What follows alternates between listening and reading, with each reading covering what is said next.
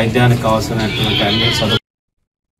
బంగాళాఖాతంలో ఏర్పడిన అల్పపీడనం తీవ్ర వాయుగుండంగా మారి అక్టోబర్ 28న కృష్ణా కాకినాడ తీరాలను తాకనుందని వాతావరణ శాఖ హెచ్చరికలు జారీ చేసింది. తవనంపల్లి మండల తహసీల్దార్ సుధాకర్ ఆధ్వర్యంలో 24 గంటల కంట్రోల్ రూమ్ ఏర్పాటు చేసి ప్రతి గ్రామంలో పోలీస్, రెవెన్యూ సచివాలయ సిబ్బంది పర్యవేక్షణలో ఉన్నారు. వర్షాకాలం కారణంగా చెరువులు, వాగులు, వంకల పరిస్థితిని పరిశీలించడం, రోడ్లు, భవనాలపై అవరోధాలను తొలగించడం, అత్యవసర వైద్య సదుపాయాలు సిద్ధం చేయడం వంటి ముందస్తు ఏర్పాట్లు చేపట్టారు.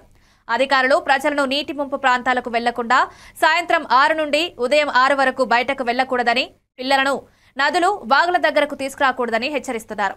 ప్రజల భద్రతకు పూర్తి యత్నాలు జరుగుతున్నాయని తహసీల్దార్ సుధాకర్, ఎస్ఐ చిరంజీవి వెల్లడించారు.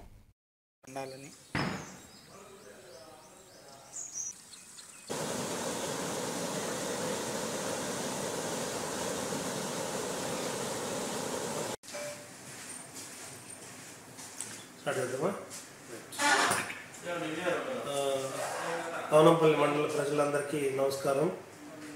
మనకి రాబోయేటువంటి 3 రోజుల్లో మోతే అనే నామకరణంతో తుఫాన్ రాబడుతుంది.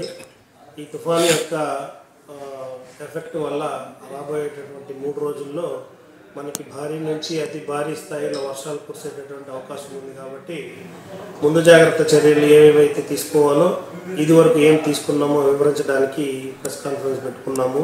పోలీస్ మరియు రెవెన్యూ సైడ్ నుంచి, అదేవిధంగా ఇరిగేషన్ వాళ్ళతో కూడా మనం కోఆర్డినేట్ చేసుకోవడం జరిగింది.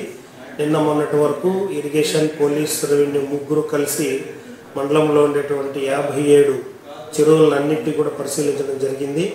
అన్ని చెరువులు కూడా ఇటీవల కురిసినటువంటి వర్షాలతోటి బాగా పూర్తిగా నిండిపోయి ఓవర్ఫ్లో అయ్యి కూడా పోతా ఉన్నాయి వంకలు అన్నీ కూడాను.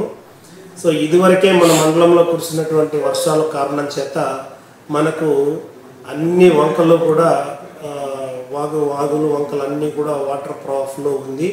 ఇందులో ఈ వాటర్ ఫ్లో వల్ల మనకి దాదాపుగా మన మండలంలో 4 నుంచి 5 చోట్ల రోడ్డు కూడా తెగిపోవడం జరిగింది.